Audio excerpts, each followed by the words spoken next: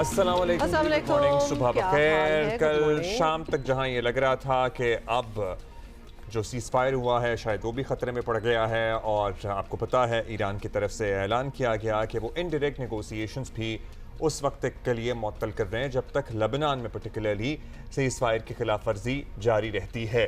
लेकिन उसके बाद भी कुछ डेवलपमेंट्स हुई हैं जिनको हम फिल वक्त तो हौसला अफजा डेवलपमेंट्स कह सकते हैं। अमरीकी सदर ने एक इंटरव्यू में भी कहा, और जब उन्हें पूछा गया कि क्या आपको पता है कि ईरान ने फ़िलहाल मुज़ाकरात मुअत्तल कर दिए हैं, तो उन्होंने कहा कि इस बारे में ताहाल मुझे ब्रीफ नहीं किया गया, लेकिन इसका ये मतलब भी नहीं है कि मैं उन पर हमला कर दूंगा। उसके बाद एक गर्मा गर्म टेलीफोन कॉल को भी एक्सियोस ने रिपोर्ट किया। टेलीफोन कॉल एटलीस्ट जो बताई जा रही है ना, उसमें बड़े स्ट्रॉन्ग अल्फाज यूज किए ट्रंप ने नेतन्याहू के लिए, और बेसिकली उनको डांटना ही था कि ये लेबनान में तुम क्या कर रहे हो, हमारी सीज़ फायर जो है वो उससे मुतासिर हो रही है। तो उन्होंने जो वर्ड्स इस्तेमाल किए, well we are not going to use those words here, but very strongly worded reprimand किया गया कि स्टॉप दिस एट वंस। अब ये भी कहा कि मैं तुम्हें बचाने की कोशिश कर रहा हूँ, अगर मैं ना होता तो तुम इस वक्त सलाखों के पीछे होते, और क्या तुम पागल हो? ना सिर्फ का मतलब जो वर्ड्स यूज किए ना, उसके बाद नाशुक्रा भी कहा, तो नाशुक्रा का वर्ड जो है, अनग्रेटफुल का वर्ड भी यूज किया गया, और वो शायद इसी तनाजुर में था, इसी कॉन्टेक्स्ट में था कि I am doing this for you, तो तुम जो हो वो नाशुक्र हो। तो वहाँ भी जो है वो काफ़ी लड़ाइयाँ, फ्रस्ट्रेशन लेवल्स जो है ना वो ऊपर जा चुके हैं। बिकॉज देखें, बात ये है कि ट्रंप नहीं चाहते कि ये जंग जो है ये इससे ज़्यादा बढ़े, अब जितनी होगी है, लेकिन ख़त्म भी मेरी ही अपने जो डिमांड्स हैं और जिस तरह मैं चाहता हूँ और हम फातेहाना लगे वो उसी तरह होना चाहिए। लेकिन एक बात तो तय है, जितने दिन गुजरते जाएंगे, जो हफ्ते गुजरते जाएंगे, अब तो खैर महीने गुजर रहे हैं, वो और लगता चला जाएगा कि यूएस की फेवर में तो बिल्कुल भी नहीं है, and nobody is the victor here. Majeed कह दिया है कि अगले हफ्ते उन्हें उम्मीद है, इस एक हफ्ते बाद तक यानी कि नेक्स्ट वीक तक उन्हें उम्मीद है कि किसी मुआहदे तक पहुंच जाएंगी दोनों पार्टीज। खैर ये उम्मीद तो पूरी दुनिया को बड़े दिन से लगी हुई है। उम्मीद नहीं है, ये ख्वाहिश जरूर हो सकती है, but there is no indicator which is showing you कि ये अगले हफ्ते की ट्यूसडे को ये हो जाएगा। strong indicators till Friday कि ये मामला तकरीबन तय पा जाएंगे। जब सदर ट्रंप ने नेवल ब्लॉकेट के खात्मे का भी ऐलान किया, उधर ईरानी सदर का भी एक्सपो पैगाम आया जिसमें उन्होंने बारहा पाकिस्तान की कामयाब सफारतकारी और कोशिशों का कोई नई बात हो चुका है, और इतनी मर्तबा हो चुका है कि लिटरली वो शेर आया वाली कहानी बन चुकी है।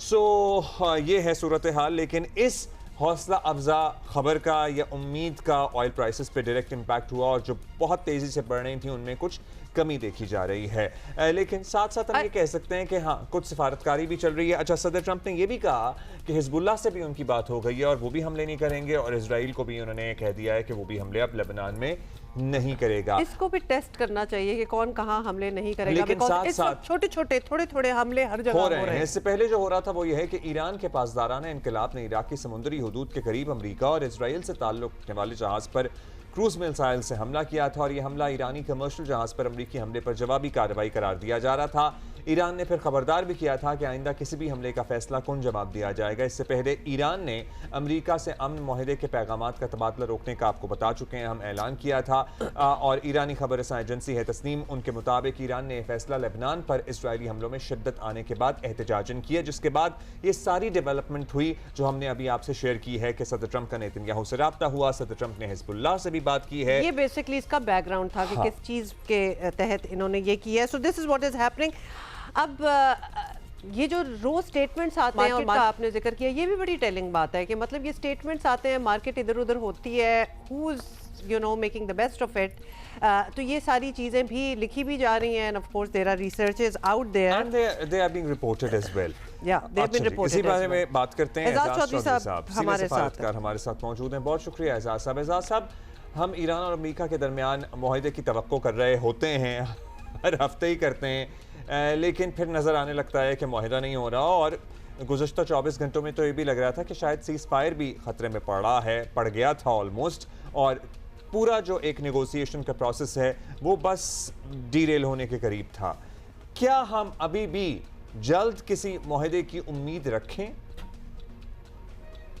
जी, आहिस्ता आहिस्ता तो वक्त के साथ ये उम्मीद दम तोड़ रही है। एक तो वजह यह है कि जब भी हम मुआहदे के करीब आए तो डोनाल्ड ट्रंप साहब कोई ना कोई एक ऐसा बयान लेकर आ जाते थे या ऐसी डिमांड या तकाजा करने लग जाते थे जिससे वो दोबारा डोर टूट जाती थी। तो उस वजह से मुझे कुछ ऐसे लग रहा है कि उनको शायद बहुत दबाव है नेतन्याहू साहब का और उनके अपने इर्द गिर्द जो हार्ड लाइनर्स हैं कि जनाब कहीं ऐसा ना हो कि कोई एग्रीमेंट कमज़ोर मिल गया तो फिर तो सारे हमारे पीछे पड़ जाएंगे। तो इसलिए आप अभी बेशक और वक्त लें और जितना लेंगे उतना ईरान की नर्व्स कमज़ोर पड़ेंगी और फिर आपको अच्छी डील मिलेगी। एक तो मुझे ऐसा लगता है कि ये उनको ये गलत फहमी है, चुनाचे उससे ये लगता है कि अब वो वक्त लेना चाह रहे हैं।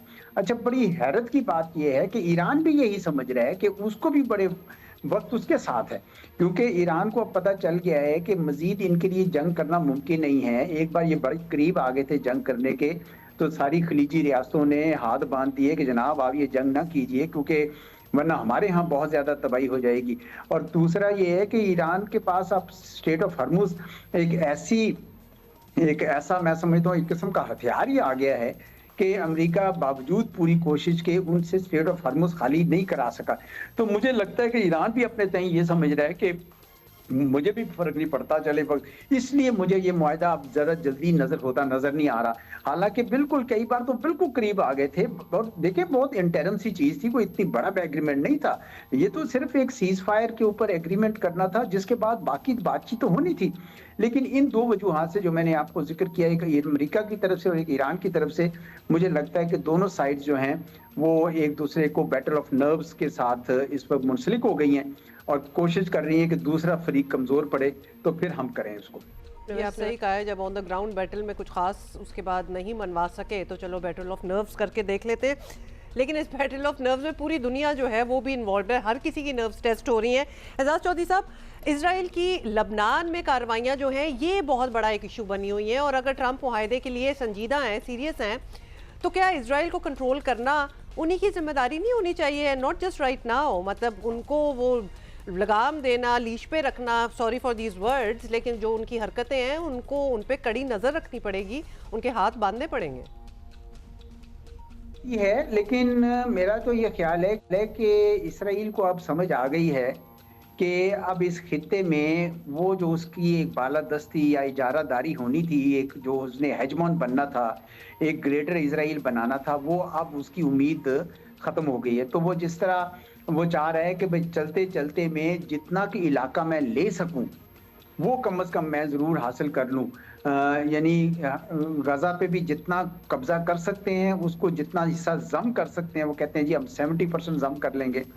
इसी तरह साउथ लेबनान को भी वो जम करना चाहता है। तो जितना कि इसराइल बड़ा कर सकता है बाउंड्री, उतनी वो बड़ा करना चाह रहा है, क्योंकि उसको पता चल गया कि इवन अरब की जो रियासतें हैं, खलीजी रियासतें जो हैं, वो भी अब समझ गई हैं कि ईरान तो यहाँ मौजूद रहेगा, ईरान जो है वो अब कहीं गया नहीं है। तो इस वजह से भले ये कॉन्फ्लिक्ट चलता रहेगा, यानी फिट्स एंड ब्रेक्स में आता रहेगा ये कॉन्फ्लिक्ट, लेकिन ईरान अब एक कुव्वत के तौर पर उभरेगा, खुसूसन उसके पास चीन और रूस की भी ताकत है। तो इस वजह से सारे अरब जो हैं, खलीजी रियासतें भी जो हैं वो समझ गई हैं और वो भी अब लिव एंड लेट लिव वाली मामले पे चल रही, जिसका मतलब ये है कि इसराइल के पास अब कोई और ज़्यादा चारा नहीं रहेगा कि वो उनको जिस तरीके से वो करना चाह रहा था कि खलीजी रियासतें और ईरान आपस में लड़ लें, अब मुझे लगता है कि उसको पता चल गया ये नहीं होगा। तो चुनाचे भागते चोर की लंगोटी वो पकड़ रहा है और कोशिश कर रहा है कि जितना इलाका उसके पास आ जाए कम से कम उतना वो मजबूत अपने आप को कर ले, इसलिए वो कोई किसी किस्म का सीज फायर नहीं चाहता। फिर दूसरा ये भी है कि उसको डोनाल्ड ट्रंप को रोकने के लिए सीज फायर से उनको पता था कि अगर हम ये जंग जारी रखते हैं लेबनान में तो ईरान को ये काबिल कबूल नहीं होगा, तो चुनाचे ईरान को काबिल कबूल नहीं होगा तो चुनाचे को ये मुआहदा जो है नहीं हो सकेगा। तो इस तरह की गेम खेल रहा है जी इसराइल इस वक्त। हाँ, लेकिन उसके बाद वो टेलीफोन कॉल जो बड़ी अब ज़बान ज़द-ए-आम हो गई है, जिसमें बहुत कुछ कहा गया और ये भी कहा कि मैंने तुम्हें बचाने की कोशिश की और तुम्हारी वजह से सब लोग अब इजराइल से भी नफरत करते हैं और तुमसे तो करते ही हैं और तुम अनग्रेटफुल हो। हाँ, बेसिकली सो ये सारा कुछ भी हुआ। उसके बाद एजाज से पाकिस्तान की कोशिशें तो मुसलसल जारी हैं। फिर गुज़श्ता 24 घंटों के दौरान कतर की तरफ से भी बहुत ज़्यादा मीडिएशन की गई है, क्योंकि literally hanging by the thread जो था वो सारा मामला, सारा प्रोसेस जो रुक गया था अचानक से मीडिएशन का, उसको किसी तरह रिस्टोर किया जाए या बचा लिया जाए। सो दुनिया की दीगर ताकतें, ख़ासतौर पर यूरोपीय ममालिक मुफाहमत या मुआहदे के लिए अमली तौर पर हमने देखा है कि आपको लगता है कि उनकी भी कंट्रीब्यूशन है, क्योंकि हमने इस खत्ते में तो ममालिक का बहुत इंटरेस्ट देखा है, नेचुरली वो डायरेक्टली इम्पैक्ट होते हैं, लेकिन बाकी दुनिया भी उतनी ही फिक्रमंद है या यूरोपीय ममालिक का किरदार ज़्यादा होना चाहिए? जी, होना तो चाहिए था, लेकिन उनको खुद को डोनाल्ड ट्रंप साहब ने बहुत खफा कर दिया हुआ है। आपको पता है ना कि ये जब ग्रीनलैंड का मामला चला, कनाडा वाला मामला चला, तो उसके बाद से यूरोपी बहुत ज़्यादा खफा हो गए। फिर उन्होंने जब अपनी दिसंबर 2025 की नेशनल सिक्योरिटी पॉलिसी बनाई, तो उसमें उन्होंने खुद कह दिया कि अब तो हम सिर्फ वेस्टर्न हेमिस्फीयर की बात करेंगे और सारे ममालिक अपने दफा का खुद इंतजाम करें। चुनांचे यूरोपियन यूनियन ने तो बाकायदा अपना एक प्रोग्राम बना लिया कि 2030 तक उन्होंने एक कॉमन यूरोपियन डिफेंस बनाना है। साथ ही साथ यूरोपियन ममालिक जो हैं वो अपनी आर्मामेंट में लग गए हैं, रीआर्म कर रहा है, जिसमें जर्मनी भी रीआर्म कर रहा है। आपको पता है 2 जंगे अजीम जर्मनी ने की थी, तो ये बड़ा एक खतरनाक किस्म का मामला भी वहाँ पे शुरू हो गया। तो अब लगता नहीं है कि डोनाल्ड ट्रंप साहब दोबारा इसको, या उनका जो सक्सेसर है वो अब दोबारा ट्रांस अटलांटिक अलायंस को जिंदा कर सकेंगे। और यूरोपी जो है वो इस वक्त सिर्फ ये कोशिश कर रहे हैं कि चूंकि हम तो बीच में बैठे हैं और अगर अमेरिका और चीन की कोई ना कोई मुखासमत रहती है तो फिर तो हम तो बीच में मुश्किल में आ जाएंगे। तो यूरोपी इस वक्त अपने दिफा के लिए, अपने आप को मजबूत करने के लिए उस तरफ लग गए हैं। और आपने देखा कि इवन ईरान के मामले में भी यूरोपी बिल्कुल अमेरिका की मदद करने नहीं आया। हालांकि अमेरिका ने कई बार कहा, यूक्रेन के मामले में भी एजाज साहब आप बिल्कुल सही कह रहे हैं। एक्चुअली हुआ ये है कि सेम वर्ल्ड ऑर्डर, मतलब ये जो दूसरा टेन्योर स्टार्ट हुआ है ट्रंप साहब का, तो बहुत सी ऐसी चीज़ें हुई हैं विच वर नेवर द नॉर्म। और ये ख़ासतौर पे यूरोप का ज़रा हट जाना अमेरिका की तरफ से, और अमेरिका का इतना ऑफेंड करना जिस तरह के आजकल है उनका स्टाइल, वो हर किसी को ऑफेंड करते हैं, मतलब सोचे समझे बगैर स्टेटमेंट्स होती हैं, को भी अनग्रेटफुल कहते हैं। तो वो वहाँ भी मतलब हर कोई अनग्रेटफुल है बेसिकली, तो नेचुरली फिर कौन जाएगा कोई। अच्छा जी, बहुत शुक्रिया आपका एजाज साहब। इस बारे में जो भी डेवलपमेंट्स होंगी we will keep you posted. But we are coming back to Karachi because we have some major issues going on. As usual हमें शदीद गर्मी तो पड़ी रही है, लेकिन के इलेक्ट्रिक ने लोगों की ज़िंदगी अजीरन कर रखी है। लोड शेडिंग दिल खोल कर हो रही है, ऊपर से शहरी पानी की बूंद बूंद को तरस रहे हैं। बहुत से इलाकों में कई दिन से पानी नहीं आया, और ये वो टाइम होता है, आपको पता है बकरा ईद पे पानी की कितनी कंजम्पशन होती है, और बाज़ इलाकों में तो तब भी मसला था। लेकिन ये तो अब ये चल ही रहा है। इनफैक्ट आपको ये बता दें कि गलत भी नहीं होगा कहना कि हफ्तों नहीं बल्कि बाज़ इलाकों में महीनों गुजर चुके हैं, और लोग जो हैं वो शदीद अजियत में पानी का इंतजार कर रहे हैं, मगर इंतजार है ऑब्वियसली खत्म ही नहीं हो रहा। वाटर टैंकर्स हाउएवर जो है ना उनके, हाँ उनकी मौजें लगी हुई हैं, और वो मुंह बोले दाम जो हैं वो लगा रहे हैं टैंकर्स के, और लोग जो अफोर्ड कर सकते हैं, जिनके पास और कोई चारा नहीं है, वो they are paying that price. Sindh हुकूमत भी तस्लीम करती है कि शहर में पानी का बहरान है, लेकिन इसका मलबा वो वफाकी हुकूमत पर डाल रही है। और उनका क्या कहना है, एक दफ़ा फिर हो जाए। देखिए जी, सिंध गवर्नमेंट ने इस वक्त को लेटर भी लिखा है 23 मई को, और गवर्नमेंट ने जो है वो यही कहा है कि जी इस वक्त भी हमें 22% जो हमें पानी मिलना चाहिए उसकी शॉर्टेज है। तो अगर आप पूरे सिस्टम में पानी नहीं देंगे तो लोगों को पीने का पानी कहाँ से मिलेगा, लोगों को जो खेती बाड़ी का पानी कहाँ से मिलेगा, और वही पानी कराची में है सबसे आखिर में। जो अगर आपको पानी जो हमारे सिंध के हिस्से का पानी आता है सबसे आखिर में कराची में आता है, तो ज़ाहिर है जब वो पूरा पानी आपका अफेक्टेड होता है तो कराची को भी पानी की सप्लाई शॉर्टेज जो है उसमें। अच्छा जी, आपने सुन लिया। और मुर्तज़ा वहाब हों या सिंध हुकूमत, अब किसी पे भी जिम्मेदारी डाली जाए, आवाम सर्टनली सूबाई हुकूमत से ही जवाब मांगेंगे, लोकल गवर्नमेंट से ही जवाब मांगेंगे। माजी में कब क्या हुआ, आवाम को उससे सरोकार नहीं होता, आवाम को उस वक्त जो सहूलत नहीं मिल रही होती, आवाम उससे सिर्फ कंसर्न होते हैं। और पीपल्स पार्टी को आवाम यही कहते हैं कि इतने साल हो गए, 18 साल हो गए, ये तबाह हाल निज़ाम ठीक क्यों नहीं हो सका। ये एक जेन्युइन कंसर्न और सवाल है। ये जो नया आया ना तो वो दूसरों पे इल्ज़ाम डाल सकता है। जब आप बैठे हो, इतने अरसे से बैठे हो, जनरेशन एक ऊपर आ चुकी हो, तो फिर ये बनता नहीं है ये कहना कि जी ये हमारा तो कसूर ही नहीं है। अच्छा, दूसरी तरफ जो पाक वाला इशू है ना, उसकी ज़मीनों पर कब्जे की बाज़गश्त अभी तक जारी है। कल इस बारे में ये सामने आया कि KMC में पेश किया गया प्लॉट असल लेआउट प्लान में मौजूद ही नहीं है। मेयर कराची ने डाली दस्तावेज़ात भी शेयर की हैं। देखिए, बात यह है कि उस वक्त फ़ौरन केएमसी ने एक्शन लेके, मेयर साहब ने एक्शन लेके ये काम भी रुकवा दिया, जो बिल्डोजर लगे हुए थे वो भी हटके, लेकिन किसकी जुर्रत हो सकती है? How did ये हुआ ही कैसे? किसकी जुर्रत हो सकती है? मतलब मेरी, आपकी, XYZ, किसी की जुर्रत हो सकती है कि एक पहाड़ी है शहर में, उसको लेवल करके प्लॉट बनाना शुरू कर दे? और ये पहाड़ी कोई एवी ऑब्सक्योर पहाड़ी नहीं है, this is like one of the centre of the city, centre of the city has been there forever. उसको खत्म करने का सोचा भी कैसे, और ना सोचा वो करना भी शुरू कर दिया। हमारे कॉरेस्पॉन्डेंट हमारे साथ हैं, उनसे बात करते हैं बिकॉज और भी बड़ी बातें। पहले पानी से वैसे शुरू करेंगे। सुलेमान सादत खान, सुलेमान, ये पानी जो हमने अभी जिक्र भी किया है, एक दफ़ा आप अपनी तरफ से भी बता दें कि हफ्तों पानी नहीं आ रहा, महीनों भी हैं कुछ जगहों पे जहां पानी का ये तरसील जो है ये सारा ये ख़त्म हुआ है।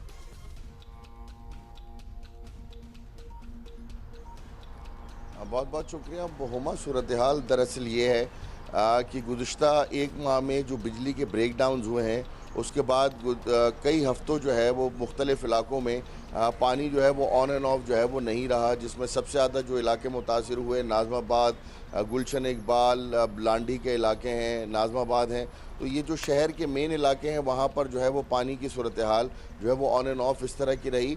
और मैं आपको सिर्फ गुज़िश्ता 3 दिन का अगर अहवाल बता दूँ तो हफ्ते के रोज़ जो है वो मेंटेनेंस के नाम पर 2 घंटे के लिए जो है वो धाबी जी पर जो है वो पानी का जो है वो बंदिश रही। और उसके बाद मैंने जिस तरह से आपको मादी में भी बताया कि अगर 1 मिनट के लिए भी पानी बंद हो जाता है तो दोबारा लाइन को चार्ज होने के लिए 17 से 18 घंटे, और फिर उसको वापस जो है वो लाइनों तक पहुंचाने के लिए 24 से 48 घंटे चाहिए होते हैं। फिर जो है वो इतवार के दिन जो है वो एनईके पे जो है वो ब्रेक डाउन हो गया। रात को जो है वो हब पंपिंग स्टेशन पर जो है वो ब्रेक डाउन हो गया। तो एनईके हब का और धाबीजे का ऑलरेडी शॉर्टफॉल जो है वो 109 मिलियन गैलन पानी का शॉर्टफॉल रहा। 600 मिलियन गैलन ऑलरेडी आता है, तो अगर 15-18% पानी का शॉर्टफॉल हो जाए, फिर लाइन लीकेजेस हों, तो आप अंदाज़ा करें कि शहर में सूरत हाल क्या होगी। और ये जो केबल फॉल्ट्स आते हैं या ये जो दीगर जो है वो शट डाउन हो जाते हैं, वो बज़ाहिर तो वो चंद मिनटों के या घंटों के होते हैं, लेकिन उससे शहर जो है वो अगले 2 दिन के लिए डिस्टर्ब हो जाता है। उसको फिर अगर 2 दिन के लिए वो जी उसको रीस्टार्ट करने में घंटों लग रहे हैं, पूरा शहर सफ़र कर रहा है। टैंकर्स को पानी कहाँ से मिलता है? मतलब उनको जब कॉल करो उनके पास पानी अवेलेबल भी होता है और अपनी वो दामों पे वो अपने मुंह भी देते हैं, फिर वसूल करते हैं। वो पानी कहाँ से ले रहे हैं? और वो भी तो वहीं से ले रहे हैं, उनको कैसे प्रोवाइड हो रहा है?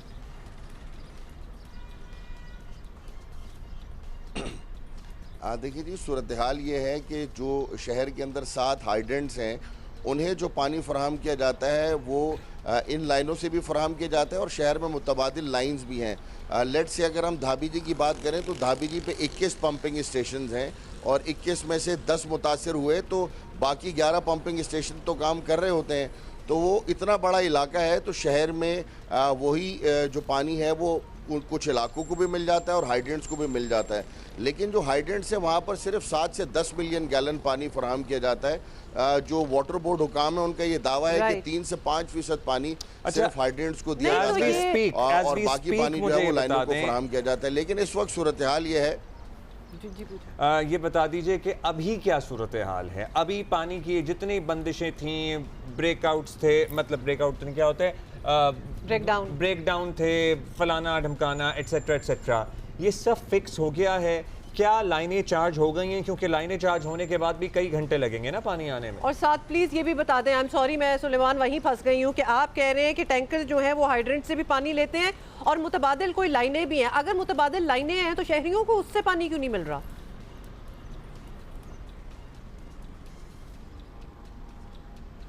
हुमा, बिल्कुल मुतबादिल लाइनों से शहरियों को भी पानी जो है वो फराहम किया जाता है, ये सूरत हाल है। लेकिन इस वक्त सूरत हाल ये है कि मैं आपको बता रहा हूँ 100 मिलियन गैलन से ज़ायद का शॉर्टफॉल है और गुज़िश्ता 3 दिनों के अंदर जो ब्रेक डाउन हुए हैं या शट डाउन बताकर भी हुए, उसके बाद आप सूरत हाल का अंदाज़ा कर लें कि ऑलरेडी शहर के अंदर 50% पानी नहीं है और फिर अगर उसमें मज़ीद 15% हो जाए तो 65% पानी जब नहीं होगा, तो अगर मुतबादिल भी होगा तो शहर को पानी उस तरह फराहम नहीं हो पाएगा। और ये जो कियोस है ये इसी वजह से है कि शहर में बड़े इलाके हैं जहां पर पानी जो है जिस तरह से उनका अगर टाइमली भी उन्हें दिया जाता है, अगर एक दिन छोड़कर एक दिन, वो पानी भी उन्हें नहीं फराहम किया जा रहा, जिसकी वजह से ये सूरत हाल शहर में हमें दिखाई दे रही है। और पानी जो है वो बहुत सारे इलाकों में जहां पर नहीं पहुंच पाया, उसके बायस जो है ये सोशल मीडिया या जो लोग इस वक्त शिकायत कर रहे हैं वो यकीनी तौर पर ठीक शिकायत कर रहे हैं, क्योंकि जो उनका टाइम था वो जो है उनको उस टाइम पर पानी नहीं मिल पाया और 3 रोज़ के अंदर 100 मिलियन गैलन से ज़ायद का ये शॉर्टफॉल मज़ीद एडअप हो गया कराची में जो पानी आता है उसमें। अच्छा, अब ये मुझे अगर आप ब्रीफली टाइमलाइन भी दे सकें कि ये मसला वो जो 50% पहली कमी है ये 65% हो गई थी, ये 15% का शॉर्टफॉल ख़त्म हो गया, नहीं हो गया, अब अगले 24 घंटों में हो जाएगा, 48 में हो जाएगा, ब्रीफली ये बता दीजिएगा। दूसरा, ये जो हिल पार्क वाला मामला है इसने शहर में एक नया सियासी महाज भी खोल दिया है। इनिशियली व्हेन दीज रिपोर्ट सरफेस्ड और वो जो बिल्डोज़र वगैरह की तस्वीरें फुटेजेस वायरल हो रही थी, ये बताइएगा सुलेमान, आप इस शहर के हालात को कितने अरसे से कवर कर रहे हैं? किसकी जुर्रत हो सकती है कि बगैर किसी यकीन दहानी के या बगैर किसी बैकग्राउंड वर्क के ऐसे बिल्डोज़र लेके या लेवल करने के लिए, पहाड़ लेवल करने के लिए या प्लॉट काटने के लिए पहुंच जाए? ये मामला शुरू कैसे हुआ था, ये नहीं अभी तक क्लियर हो सकी बात।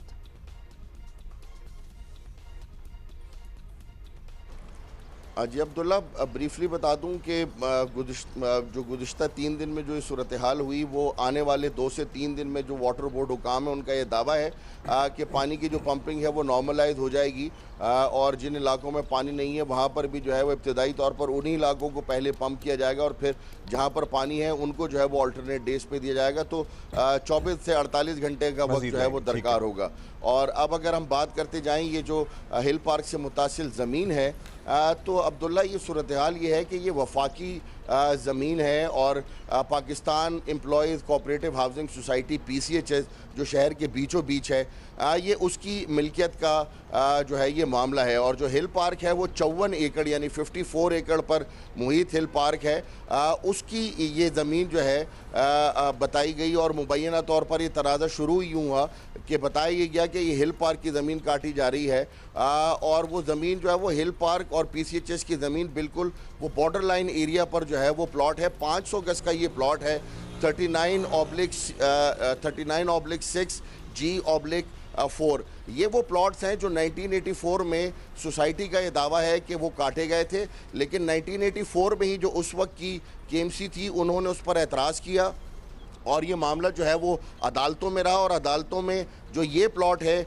सोसाइटी का ये दावा है कि ये प्लॉट उसमें शामिल नहीं है और उसके बाद जो है वो इस प्लॉट की जो है वो लीज़ जो है वो 1997 में हुई जब फारूक सत्तार साहब जिन्होंने प्रेस कॉन्फ्रेंस भी की वो उस वक्त जो है वो हुकूमत में भी थी उनकी जमात, उस वक्त इसको लीज़ भी दी गई और KMC ने इसे लीज़ की, लेकिन बाद अदा चूँकि ये लेआउट प्लान में नहीं था तो इसे जो है वो यहाँ पर बनाने की इजाज़त नहीं दी गई और अब जो है वो गुज़िश्ता माह इस पर अटैम्प्ट की गई और अटैम्प्ट की जाती है यकीनी तौर पर इसीलिए क्योंकि जो दस्तावेज़ात उस शख्स के पास मौजूद हैं उसका ये दावा है कि उसको सोसाइटी ने दी और सोसाइटी इस प्लॉट को ओन भी करती है। लेकिन मेयर कराची मुर्तज़ा वहाब ने जो है वो इस सारे मामले पर जब ये इंक्वायरी की तो उनका ये हमें भी बताना था और जो डॉक्यूमेंट्स उन्होंने कल ट्वीट भी किए हैं उन डॉक्यूमेंट्स के मुताबिक ये लेआउट प्लान में शामिल नहीं है, यानी जो असल मास्टर प्लान उस सोसाइटी का है उसमें नहीं था। बाद में ये प्लॉट जो है वो काटे गए और कुछ लोगों को नवाजने के लिए दिए गए तो उसकी बिना पर जो है वो ये काम एक प्लॉट है या मल्टीपल प्लॉट्स हैं? ये सिर्फ एक ही प्लॉट का मामला है या दे मल्टीपल प्लॉट्स इसके सराउंडिंग में? अब्दुल्ला देर मल्टीपल प्लॉट्स, लेकिन एक प्लॉट के मालिक ने जो है वो अपने पास मौजूद कागजों की बिना पर जो है वो 500 स्क्वायर यार्ड का प्लॉट है, बट ये कोई हजारों लाखों रुपए का प्लॉट नहीं है, ये करोड़ों अरबों रुपए का तो हमें समझ आएगी ये मतलब इतना सेंट्रल है। दिस इज लाइक द गढ़ of Karachi. Suleman Saadat Khan, thank you Suleman. मतलब देखिए ब्रॉड डे लाइट में इन फ्रंट ऑफ एवरीबॉडी जुर्रत देखें ये सब कुछ हो रहा है। वैसे वो सारा बैकग्राउंड भी उन्होंने बता ही दिया है कि हाउ इट इज और ये कहां से बात शुरू हुई है। It's a very old thing but yes अगर उस वक्त की KMC ने एतराज़ किया फिर दोबारा इजाज़त मिल गई, अब लेआउट में भी नहीं है तो इट्स अ कॉम्प्लिकेटेड मैटर। अच्छा आपको बताएं, ये आपको पता है वैसे कि तहरीक इंसाफ में अंदरूनी इख्तलाफात की बातें और इतलात कोई नई नहीं, लेकिन खैबर पख्तूनख्वा में हालात जो हैं जिस तरह करवट बदल रहे हैं अब मामला वाकई संजीदा लगता है और ऐसी बातें जोरों पर हैं कि पीटीआई खैबर पख्तूनख्वा में फॉरवर्ड ब्लॉक बनने जा रहा है, पीटीआई फॉरवर्ड ब्लॉक बेसिकली, और बहुत सी असेंबली। अच्छा, वज़ीर आला सुहेल आफरीदी के बारे में बताया जा रहा था कि वो मुश्किल में हैं, बहुत से अरकान असेंबली इनसे नाराज़ हैं, बहुत सौ के वो घर भी गए, बहुत सौ से उन्होंने टेलीफोन पर बात भी की, कुछ को मनाने में भी कामयाब हुए, कुछ को शायद नहीं मनाने में कामयाब हुए। पार्लिमानी पार्टी का जो इन्होंने इजलास बुलाया था उसमें 92 में से 25 नहीं आए थे, जिस पे वो ज़रा परेशान भी थे। हाँ, लेकिन उन लोगों का ये कहना था कि सारे आए थे और जो नहीं आए थे वो आउट ऑफ द कंट्री हैं। अच्छा, एक व्हाट्सएप ग्रुप में इनकी ज़रा अनबन भी हुई, किसकी? वज़ीर आला सुहेल आफरीदी और साबिक वज़ीर आला अली अमीन गंडापुर की, और जॉन का वो शेर भी उन्होंने कहा ना, उन्होंने कहा कि फलाना ढमकाना इशारे के नाम में बात करे तो क्या इसकी उसकी क्या है, तुम नाम क्यों नहीं लेते, इस तरह की बात तो जॉन का नाम आपने लिया जैसे जॉन आपका कोई यार था, जॉन एलिया की बात हो रही है। जी बिल्कुल। अच्छा, शफी जान गालिबन ये शहजाद इकबाल के प्रोग्राम में थे, इन्होंने क्या कहा था जरा? अच्छा चलिए, वो आप देख चुके हैं, काफ़ी दफ़ा चल भी चुका है। शकील फरमान अली हमारे साथ हैं, उनसे ज़रा बात करते हैं, bureau chief NGO news Peshawar के। शकील साहब फरमाइएगा, ज़ाहिर है अब ये जब कहना कि उनसे अरकान असेंबली नाराज़ हैं क्योंकि उनको अकोमोडेट नहीं किया जा रहा, it is also practically not possible कि पूरी की पूरी असेंबली को कोई काबीना में शामिल कर लिया जाए या कोई ओहदा दे दिया जाए। अभी चल क्या रहा है और क्या वाकई मुश्किल में है वज़ारत आला सुहेल आफरीदी की? देखें, जहाँ तक आप कह रहे हैं कि सुहेल आफरीदी साहब की वज़ारत आला ख़तरे में है या मुश्किल में है, तो मैं समझता हूँ कि इस मौके पे जो हैं वो सेफ़ हैं, और उसकी वजह ये है कि बजट आ रहा है, और बजट जो है उसके दौरान जो है हुकूमती अरकान की कोशिश होगी कि वो हर सूरत जो है वो बजट पास करें ताकि उनकी हुकूमत को जो है कोई मसला ना हो। जहाँ तक आपने बात की है कैबिनेट की एक्सटेंशन की, तो देखें वज़ीर आला खैबर पख्तूनख्वा सुहेल आफरीदी साहब ने जब से जो है चार्ज संभाला था, तो उसके बाद जो है उन्होंने कुछ अरसे तक जो है कैबिनेट जो है ली नहीं। वो इंतज़ार कर रहे थे कि किसी तरह उनकी बानी पीटीआई से मुलाकात हो जाए, लेकिन जब उनके ऊपर दबाव बढ़ा तो उन्होंने फिर जो है कैबिनेट में एक्सटेंशन की, और फिर जो है 10 से 11 वज़रा उन्होंने उस वक्त लिए थे। फिर उन्होंने जो है इंतज़ार किया तवील, और ये इंतज़ार इसीलिए था कि वो चाह रहे थे कि बानी पीटीआई से जाके मुलाकात करें और उनके साथ नाम शेयर करें, चूँकि वो बानी पीटीआई से वो नाम क्लियर करवा के लाएंगे, तो जिस वक्त वो यहाँ पे अनाउंस करेंगे कैबिनेट तो उनको मसला नहीं होगा। तो मुलाकात चूँकि नहीं हो सकी, तो वज़ीर आला साहब पे भी दबाव था कि चूँकि जो है 20 से ज़्यादा डिपार्टमेंट जो है वज़ीर आला साहब के पास है, तो जब उन्होंने जो है कैबिनेट अनाउंस किया तो फिर आप देख लें कि सूरत हाल क्या हुई है। मतलब जो है पीटीआई के बहुत से 25 से ज़्यादा अरकान का कह रहे हैं कि वो नाराज़ है, और देखें बात सुने, सिर्फ बात कैबिनेट की वजह से नहीं है कि जो अरकान जो हैं वो नाराज़ हैं, मुख्तलिफ इशूज़ उनको दरपेश हैं। देखें अली अमीन गंडापुर साहब का जो धड़ा है वो समझता ये है कि बानी पीटीआई की रिहाई के लिए जो है अमली इकदाम नहीं किए जा रहे हैं। इसी तरह कुछ MPAs हैं वो ये कहते हैं कि ब्यूरोक्रेसी जो है बेलगाम हो चुकी है, और वो जब भी उनके दफातर में जाते हैं तो ब्यूरोक्रेसी मतलब मुख्तलिफ अज़ा में डिप्टी कमिश्नर्स का कहा गया है कि वो उनकी बात नहीं मानते। हालांकि डिप्टी कमिश्नर के पास अगर कोई जाए तो कोई जायज़ काम लेकर जाए तो डिप्टी कमिश्नर कर देते हैं, लेकिन अगर कोई ऐसा काम हो कि जो है करना पॉसिबल ना हो तो फिर वो जो है MPS जाके वज़ीर आला को शिकायतें लगाते हैं, और ये भी कि उन्होंने वज़ीर आला को कहा है कि हमारी एक्सेस नहीं है वज़ीर आला के, वो हमारे साथ मुलाकातें नहीं करते। दूसरा ये है कि तरक्याती फ़ंड्स के हवाले से भी जो है MPS जो है वो परेशान है, और जबकि सूबे में बैड गवर्नर्स और अमन व अमान की सूरत हाल जो है उसके ऊपर भी जो है नाराज़ अरकान के तहफ़्फ़ुज़ात हैं, और इस हवाले से उन्होंने जो है कल ख़त भी लिखा है एक चेयरमैन जो है बैरिस्टर गौर साहब को। ये तूफ़ान टल, हम क्या कहें, ये तूफ़ान टल गया है बजट जब तक पास नहीं होता, या ये मुस्तकिल तौर पर टल गया है, या फिर बजट पास होने के बाद दोबारा ये तूफ़ान सर उठा सकता है? देखिए, मेरा नहीं ख्याल है कि पाकिस्तान तहरीके इंसाफ के अरकान इस हद तक जाएंगे कि वो पार्टी पॉलिसी के ख़िलाफ़ जाएंगे और वज़ीर आला सुहेल आफरीदी के ख़िलाफ़ खड़े होंगे। सही है, चूँकि आपको पता है कि माजी में भी पाकिस्तान तहरीक इंसाफ के कुछ MPs जो हैं महमूद ख़ान साहब के दौर में, वो जो है महमूद ख़ान साहब के ख़िलाफ़ खड़े हुए थे, तो उनको जो है वज़ारतों से महरूम किया गया था और एक साइड लाइन कर दिया था। मेरा ज़ाती ख्याल ये है कि देखें, दो केसेस हैं, एक 9 मई का केसेस है और एक जो है आइनी अदालत ने जो है एक केस लगा है आइनी अदालत में, जिसमें शेर अफजल मरवत साहब गए हैं वज़ीर आला के ख़िलाफ़ कि उनकी तकर्री जो है ठीक नहीं हुई। माजी में उन्होंने जो है मिसालें दी हैं नवाज शरीफ साहब की, तो वो केस और 9 मई का केस है वो के है वज़ीर आला खैबर पख्तूनख्वा के लिए जो है सोहेल अफरीदी साहब के लिए ख़तरा बन सके। इसी तरह इलेक्शन कमीशन में एक फ़ैसला महफूज है, तो उन केसेस की बुनियाद पे अगर आप देखें तो उनके अगर कोई फ़ैसले ऐसे आते हैं कि वो वज़ीर आला के ख़िलाफ़ होते हैं तो वज़ीर आला को जो है अपनी वज़ारत आला से महरूम होना पड़ सकता है। मैं नहीं समझता कि इस मौके पे पाकिस्तान तहरीक इंसाफ के अरकान जो हैं, अगर अंदरूनी तौर पर कोई ख़तरा नहीं है तो जिन बैरूनी ख़तरों का आप जिक्र कर रहे हैं ये कितने जेन्युइन हैं?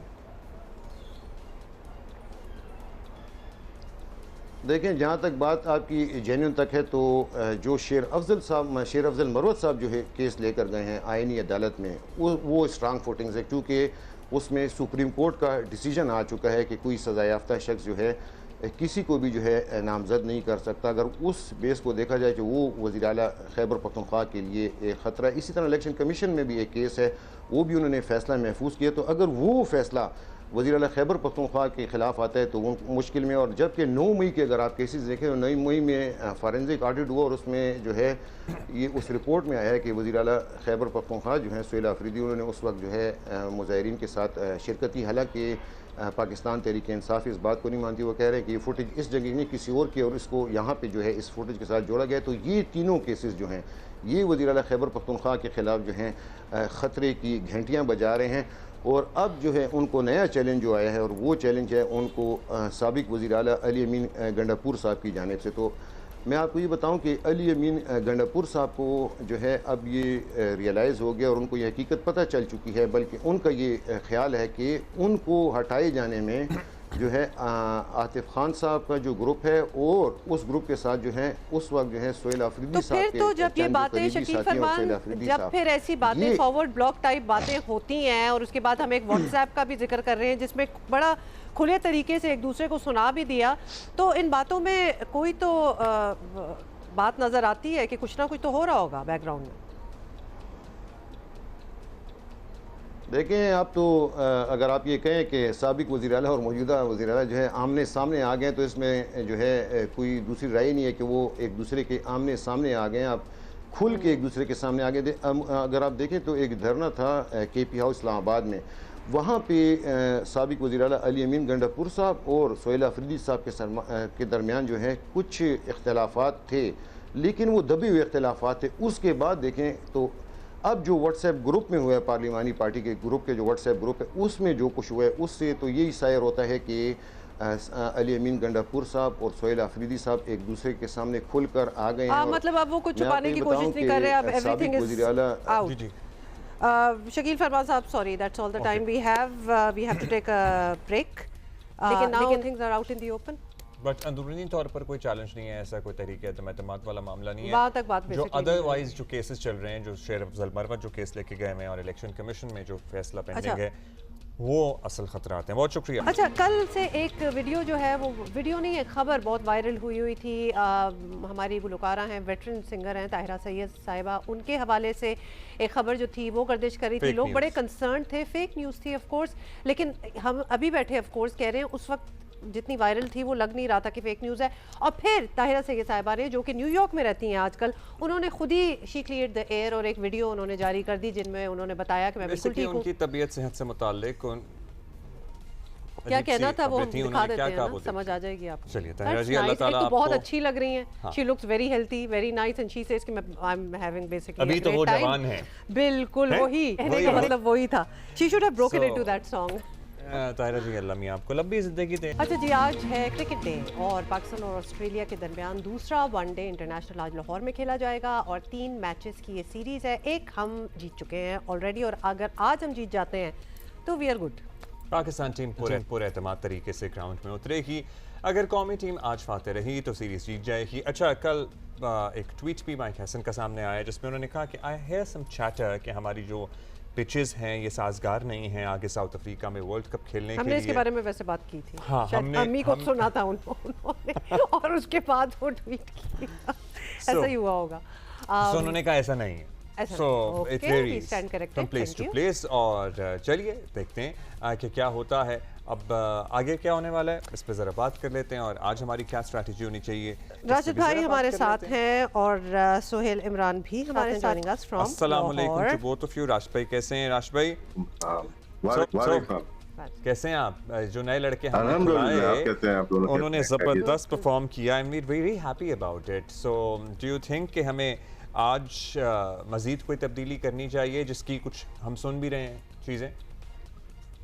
मेरे ख्याल में सुफियान मुकीम ऐसा प्लेयर हैं जो कि बॉलर हैं जो कि खेलना चाहिए और काफी दिनों से बात हो रही है उनकी। और पीएसएल में भी अच्छी परफॉर्मेंस है। नो डाउट वो T20 क्रिकेट है लेकिन वन ऑफ द बेस्ट आप कह सकते हैं। अबरार हैं, ये हैं फान तारिक हैं स्पिन अटैक में, तो उनको यूटिलाइज करना चाहिए क्योंकि अब अपने बेस्ट खिलाएंगे वर्ल्ड कप में और उनको अभी से खिलाना चाहिए, सारे मैच खेलना चाहिए थे उनको। तो एक ये मेरे ख्याल से ये चेंज बनती है। अच्छा ये राशिद भाई चूंकि हम पिचेस की भी बात कर ही रहे थे, माइक हैसन का एक ट्वीट भी आया उसके हवाले से अब्दुल्ला ने जिक्र किया। I mean, हम स्पिन फ्रेंडली पिचेस बना रहे हैं पाकिस्तान में नेचुरली और इसीलिए हम उसका रिजल्ट भी एक अच्छा देख रहे हैं in the form of Shadab as well. देखिए पिचेस हमारे हमेशा से ऐसी ही हुई है। बैटिंग पिच हो सकती है, बाउंसी ट्रैक बन नहीं सकती हमारे बहुत ज्यादा। हाँ चैंपियन ट्रॉफी में टोनी थे यहाँ पे, उन्होंने बेहतर पिचेस बनाई थी लेकिन उम्मीद ना रखें कि हमारे यहाँ वैसी पिचेस बन जाएंगी और तबाही हो जाएगी। नहीं ऐसा नहीं है। कंसर्न पिचेस हमारे क्यों जैसे आप बता दें हम क्यूरेट नहीं कर सकते, वो हमारा मौसम नहीं अलाउ करता, वजह क्या है? बनाने के तरीके होते हैं और जो टोनी को हमने लिया था शायद वो ऐसा एक्सपीरियंस है, वो किस तरह से बनाएंगे किस वेदर में। जो अभी तो लाहौर में हीट बहुत ज्यादा होगी, सुहेल भाई को पता होगा, तो वो किस तरह से बनाई जाएगी और कितना रोल डाला जाएगा, कितना पानी है। लेकिन फिर भी इतनी हीट में ड्राई हो जाता है, वेदर होता है तो पिच में टर्न आ जाता है जो कि आपको नजर आया होगा, अमूमन नजर आता है पाकिस्तान में कि बहुत ज्यादा पेसी विकेट। हाँ हमारे यहाँ एक रावलपिंडी की पिच ऐसी है जिसका ट्रैक रिकॉर्ड है कि वो अच्छी बाउंस पिच बन सकती है, अदरवाइज कोई पिच बनती ही नहीं है। मेरे ख्याल से ये इतना बड़ा कंसर्न नहीं होना चाहिए हमारे यहाँ पिचेस कैसे बन रही है। होना चाहिए था हमारे टीम कैसी आ रही है, इस पे कोई बात नहीं चल रहा। हमारे पास वीकर साइड आई साउथ अफ्रीका की, वीकर आई ऑस्ट्रेलिया की आई, वेस्ट इंडीज वैसे ही वीक टाइप टीम है, तो हमारे कोई स्ट्रॉन्ग टीम नहीं आई। हम ट्राई सीरीज खेले, हम जीते हैं लेकिन हमारी रैंकिंग तो वहीं पे खड़ी हुई है T20 में। कंसर्न हमारी पिचेस नहीं है, हमारा माइंडसेट है। बांग्लादेश के माइंडसेट को देखें, वो पाकिस्तान में आके हमने तो अच्छी पिचेस बाउंसी पिच कोशिश की थी, ग्रीन पिच और बनाए, वो 2-0 जीत के चले गए। फिर बांग्लादेश में भी उन्होंने अच्छी पिचेस बनाई हमारे लिए, वो भी वो जीत गए और उनके 11 तो स्पिनर्स ने आउट किए। तो ये माइंडसेट लेके आए कि आपकी अच्छी पिच पे, सपोर्टिंग पिच पे स्पिनर भी आउट करे, पेसर भी आउट करे और हमारे जो टीम आनी चाहिए, हमें अपने आप को बेहतर करना है। तो अगेंस्ट स्ट्रॉन्ग अपोजिशन के खेलेंगे ना तो फिर हम बोल सकते हैं यार इस प्लेयर ने इतने रन किए, इस टीम के खिलाफ किए हुए और उसमें यही थे। और ऐसी टीम का नुकसान फिर हमें टूर्नामेंट्स में होता है ना, फिर आईसीसी टूर्नामेंट्स में हम सफर करते हैं। भट्टी साहब अच्छा हाँ सोहेल भाई बताइएगा, सुफियान मुकीम की बात कर रहे हैं, सो कोई तब्दीली की जा रही है? कुछ खबरें चल रही थी कि किसी सीनियर को ड्रॉप किया जाएगा, शादाब या probably Abrar. So what is the news that you have regarding that? अस्सलाम वालेकुम अब्दुल्ला रोमा, बहुत शुक्रिया आपका। जहां तक अभी आपने राशिद भाई भी बात कर रहे थे, बहुत ज्यादा जरूरत महसूस की जा रही है कि सुफियान मुकीम को मौका मिलना चाहिए। शादाब खान की परफॉर्मेंस आप देख लें, 2023 में जो वर्ल्ड कप हुआ था इंडिया में, उसके बाद से लेके उनकी परफॉर्मेंस वनडे में तो खेले भी नहीं, आखिरी विकेट भी उनकी उसी दौरान किया, लेकिन इसके बावजूद उनको मौका भी मिला। शुरू सीरीज में ही उनको सुफियान मुकीम को मौका मिलना चाहिए था, जो कि नहीं दिया गया, सिर्फ और सिर्फ इस लालच के साथ, इस चीज के साथ कि उनकी बैटिंग शायद चल जाए और पाकिस्तान को बैटिंग की जरूरत पड़े तो शादाब खान जो है वो अच्छे बैटिंग कर सकेंगे, उसकी लिए उनको मौका दिया गया। सुफियान मुकीम की पहले वनडे मैच से जगह बनती थी, लेकिन अब क्योंकि पाकिस्तान टीम पहला वनडे मैच जीत चुकी है, सुफियान मुकीम उसमें शामिल नहीं थे। जो हमें इत्तलात मिली हैं, जो कल प्रैक्टिस भी हो रही थी उस दौरान भी और आज भी हमने एक दो लोगों से जानने की कोशिश की है, जो प्लेइंग 11 पिंडी मैच में थी पहले वनडे मैच में, उसमें तब्दीली नहीं की जा रही है और अभी तक यही इनका फैसला है टीम मैनेजमेंट का, उसी प्लेइंग 11 के साथ मैदान में उतरा जाएगा। लेकिन अगर पाकिस्तान टीम आज अपने नाम कर लेती है सीरीज 2-0 से और तीसरा वनडे मैच जुमेरात को यहाँ पर कदाफी स्टेडियम में ही खेला जाएगा, तो उसमें डेफिनेटली सुफियान मुकीम को मौका दिया जाएगा। लेकिन आज जो इतलात मिल रही है उसमें प्लेइंग 11 में कोई तब्दीली नहीं की जा रही। अच्छा, आज जो इतलात मिल रही है प्लेइंग 11 में कोई तब्दीली नहीं की जा रही। लेकिन राशिद भाई आज हमारे साथ हैं आप, हमने आपसे पूछना है, ये गाजी गौरी की बहुत बातें हो रही हैं और आप सिमिलर एक रोल में रहे हैं विकेट कीपर बैटर के इन द पास, तो ये कितनी सेटिस्फैक्ट्री बात होती है कि जब आपका विकेट कीपर जो है वो आपके लिए रन्स कर रहा हो एंड इज कंट्रीब्यूटिंग? नहीं, अच्छा साइन है कि आते ही साथ उन्होंने रन किया। हालांकि लिस्ट का इतना बड़ा रिकॉर्ड उनका है नहीं और बहुत ज्यादा परफॉर्मेंसेस भी नहीं है, लेकिन बिलीव है सिलेक्शन कमेटी कैप्टन करके उनको खिलाया जाए। लेकिन नंबर से शायद थोड़ा सा एतराज हो कि नंबर 4 नंबर आपको एक ऐसा मुस्तनद नंबर होता है जो कि जिसमें हमारे बैट्समैन खेलते आए हैं, या जावेद मियादाद हो या इंजमामुल हक हो, सलीम मलिक हो, यूनुस खान हो, मोहम्मद यूसुफ हो, इस नंबर पे खेलते हुए आए। अगर फिर हम पिछले दिनों बड़ा शोर मचाया था कि रिजवान को 4 नंबर नहीं खेलना चाहिए, सलमान अली आगा को खेलना चाहिए। अभी तो रिजवान नहीं थे तो उनको ट्राई करना चाहिए था। वर्ल्ड कप में 4 नंबर कौन खेलेगा? ये इशू शायद रहेगा यहाँ पे गाजी गौरी को। या तो टॉप ऑर्डर ऊपर ही खिला दें, जैसे विकेट कीपर गिलक्रिस्ट खेलते हुए आए या कालू वितराना खेलते हुए आए, या फिर नीचे चले जाएं, 6-7 नंबर पे चले जाएं। 4 नंबर का थोड़ा इशू है जो कि आपका हमारे पास वैसे ही माइक हसन का जो माइंड सेट है ना वो है ऑलराउंडर्स के ऊपर है। हमारे 2 प्योर बैट्समैन खेल रहे हैं, 2 प्योर बॉलर खेल रहे हैं, Abrar and Haris Rauf 2 bowler, 2 batsman, Babar Azam और साबजादा फरहान। बाकी हर कोई बॉलिंग बैटिंग दोनों कर सकता है। तो यहाँ पे हमें मिडिल ऑर्डर की जरूरत है। हमने समझ को खिलाया जरूर, लेकिन उनके जो मोस्टली जो रिकॉर्ड है वो T20 का है जो कि पिशावर ज़ल्मी से खेले। हमें जो ज्यादा जरूरत है मेरे ख्याल से मिडिल ऑर्डर की है, वहाँ पे हमें कोई मुस्तनद बैट्समैन चाहिए। अच्छा, जो कि मिडिल ऑर्डर में अरफात मिनाज भी हैं। फिर हम बाउंसी पिचेस की बात कर रहे थे तो वहीं अशरफ का नाम सर्टनली हमारे जहन में आता है। सारे ऑलराउंडर नहीं है, सारे के सारे। ये T20 माइंड नजर आ रहा है ना हमें, जो T20 में हमारी टीम की जो बर्बादी हुई ऐसी थोड़ी हो गई ना। 4 नंबर पे बाबर आजम को खिलाते चले गए, अब वही मिस्टेक बार बार रिपीट आप कर रहे हैं। एक कर लिया ना उसे आप सीखते हैं, हमने नहीं सीखा, फिर उसके बाद दोबारा ये हो सकता है 2-3 मैचेस में कर दें, 2 और 50 करते हैं Ghazi Ghauri. Very good player, wicket keeper. लेकिन याद करें कि 2015 में मुख्तार को लेके आए थे, उन्होंने पहले मैच में 37 किए थे और 2 मैच में जिम्बाब्वे के खिलाफ लाहौर में ही 2 लगातार मैन ऑफ द मैच हो गए थे। लेकिन जैसे पाकिस्तान से बाहर गए तो अंडर 10 3 इनिंग खेली उन्होंने और टीम से बाहर हो गए। तो ऐसा फ्यूचर तैयार ना करें जिसपे खुद हमारी पब्लिक हो, हमारे फैंस हो, हमारा मीडिया जो को एतमाद ही ना हो। तो मेरे ख्याल से एक प्लेयर को राइट नंबर खिलाएं, उसको उसकी जगह तो बनने दें। 4 नंबर पे खिला के मेरे ख्याल से खुद ही गाजी गौरी के साथ जाती कर। सही। अच्छा सोहेल इमरान, ये बताएं, मौसम के हवाले से बता दें, मौसम बड़ा इम्पैक्ट कर रहा है आजकल मैचेस को भी। It is very hot. किसी की मैंने इंस्टा स्टोरी देखी थी ऑस्ट्रेलियावी खिलाड़ी की, लवली लाहौर, लवली उनको बड़ा अच्छा लग नहीं देखने में तो और अच्छा खूबसूरत। देखिए अगर आप किसी अच्छे पंखे एयर कंडीशन कमरे से खिड़की से बाहर देख रहे हो तो हर चीज बड़ी अच्छी ग्रीन ग्रीन लगती है, लेकिन एक्चुअली ऑन द ग्राउंड ये मौसम इज ओके फॉर क्रिकेट।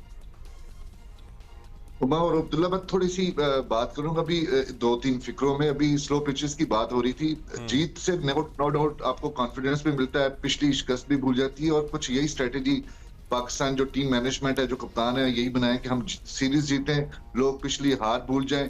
लेकिन इस फतूहात का, इन जीत का इन पिचेस के ऊपर आइंदा आने वाले वक्तों में फायदा नहीं होगा, क्योंकि हम फिर वही 220-240 के अंदर रह जाएंगे जो 80s और 90s की क्रिकेट थी। लोग 300-350 पे पहुंच चुके हैं। लेकिन ये उसी वक्त होगा जब आपको अपने बैटर्स के ऊपर एतमाद होगा, जो कि आप किसी की बैटर के ऊपर एतमाद नहीं है कि आप 7 रन की एवरेज से रन करें या 6 रन की एवरेज से रन करें।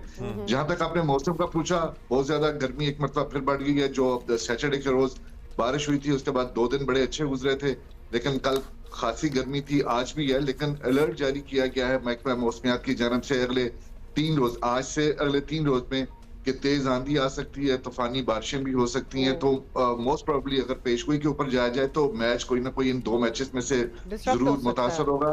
जहां तक गर्मी की बात है, टीमें आती हैं 2:30 बजे के करीब यहाँ पर कज़ाफी स्टेडियम में, क्योंकि 4 बजे टॉस होना है। उस वक्त थोड़ी सी गर्मी जरूर होती है 4 से 5 बजे के दरमियान, लेकिन उसके बाद हवा चलना शुरू हो जाती है, जो हम पिछले 2-3 दिन से देख रहे हैं। तो कंपैरेटिवली बेहतर रहता है मौसम 5 बजे से ऑनवर्ड तक, जो कि मैचेस के औकात हैं। इसलिए शायकीन को स्टार्ट में थोड़ी सी प्रॉब्लम हो सकती है क्योंकि वहां पर शेड्स नहीं है, उनको थोड़ी सी धूप का सामना करना पड़ेगा।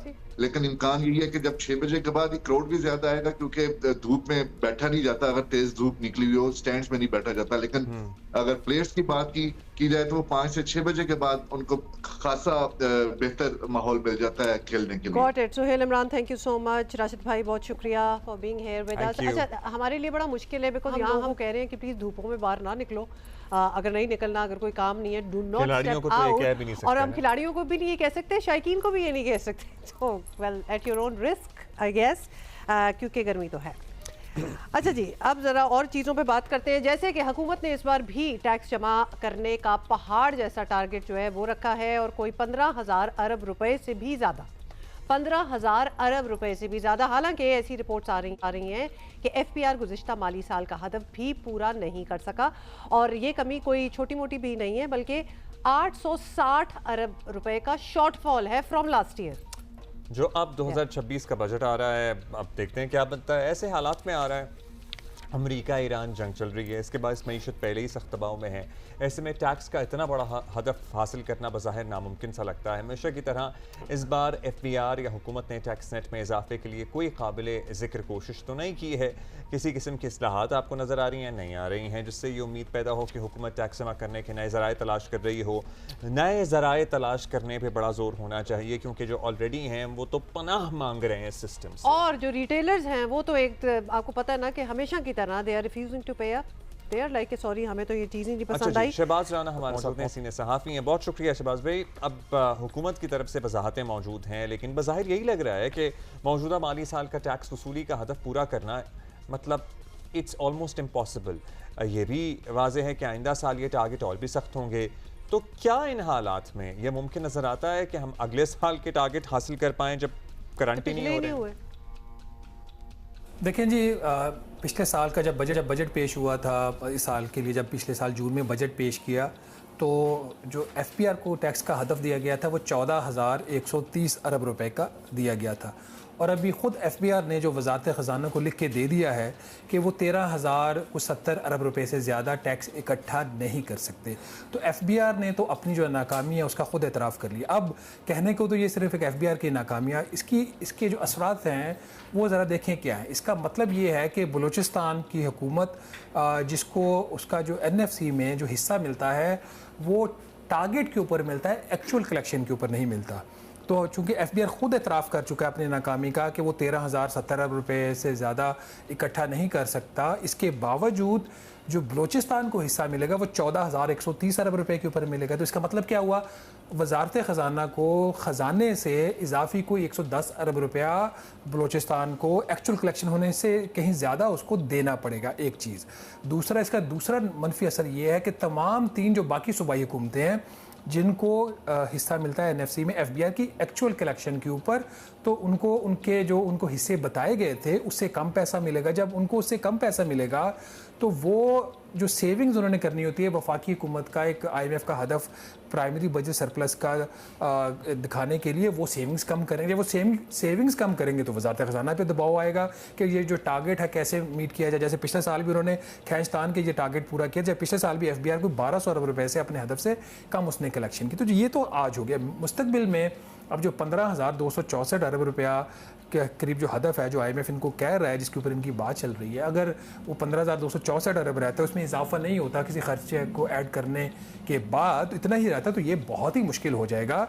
अब इस तरह के जब अनरियलिस्टिक अहदाफ जो सेट किए जाते हैं उससे 2 नुकसान होते हैं। एक तो ये होता है कि जो होती है आपकी जो मशीनरी होती है टैक्स की, वो अनड्यू प्रेशर में आ जाती है। हर महीने उसका हदफ मिस हो रहा है, हर महीने FPR को मीडिया से क्रिटिसाइज़ उसको किया जाता है। फिर जो इंटरनेशनल फाइनेंशियल इंस्टीट्यूशन IMF वगैरह वो हुकूमत के ऊपर दबाव डालते हैं कि आप ये हदफ हासिल नहीं और आप नए टैक्सेस लगाओ। इस दफ़ा तो हुकूमत ने खुद IMF को कह दिया कि अगर सितंबर का जो सहमाही है उसमें कोई 3,000 अरब प्लस इन्होंने करना है 15,000 अरब में से, और वो नहीं होगा तो एडिशनल टैक्स के इकदाम सितंबर या अक्टूबर में हुकूमत फिर ले लेगी।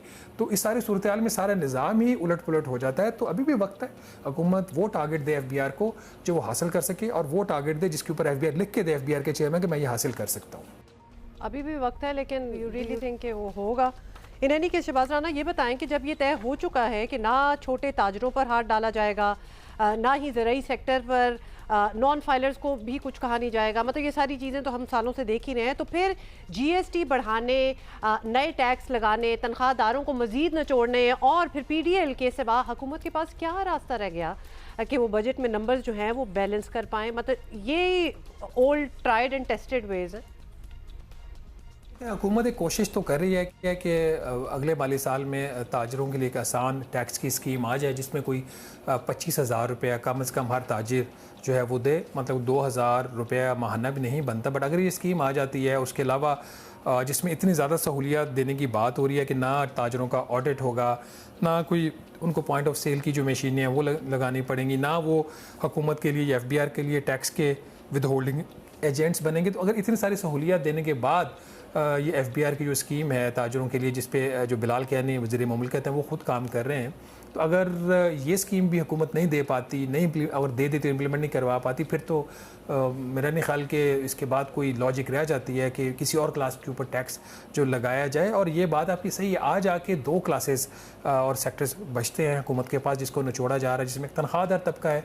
अब हुकूमत कह तो रही है कि तनख्वाहदार तबके में रिलीफ दी जा रही है और कोई 100-125 अरब रुपए की रिलीफ देने की बात हो रही है, बट रिलीफ का मतलब क्या है ये मुझे अभी नहीं पता। जब नंबर सामने आएंगे, बजट पेश हो जाएगा जुम्मे को, लाइकली अगर हो जाता है तो उसमें फिर देखना ये होगा कि जो तनख्वाहदार तबका है उसके लिए जो टैक्स के रेट्स और वो जो एक सीलिंग होती है जिसके ऊपर आपका टैक्स की स्लैब जो अप्लाई करती है, हायर स्लैब, वो क्या 2022 से पहले वाले लेवल वाली या अभी भी वो 2022 के बाद वाली लेवल वाली है। और फिर दूसरा जो एक हुकूमत के पास एक क्लास बचती है वो आपकी कॉर्पोरेट सेक्टर है जो मजबूरन अब टैक्स नेट में आ चुका है, उसके पास चॉइस नहीं है, उसको निचोड़ा जाए। और तीसरा फिर आ जाके हर मोटरसाइकिल और गाड़ी वाला पेट्रोलियम लेवी की सूरत में उसके ऊपर जो दबाव डाल रहे हैं। तो इस वक्त जो हुकूमत के पास एक स्पेस थी 2 साल की जिसमें इसने हुकूमत ने टैक्स की बेस ब्रॉडन करनी थी, वो हुकूमत अपनी स्पेस खो चुकी है। पिछले 4 साल में 2022 से पाकिस्तान मुस्लिम लीग नवाज उसकी इत्तेहादी जमातें जो इक़्तिदार में है, 2022 से लेकर अब तक हुकूमत टैक्स बेस को ब्रॉडन नहीं कर सकी। अब नंबर्स ऑफ टैक्स